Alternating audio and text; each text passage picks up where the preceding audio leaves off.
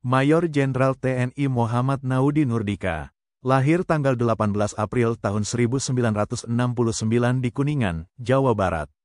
Lulusan Akademi Militer atau Akmil 1991.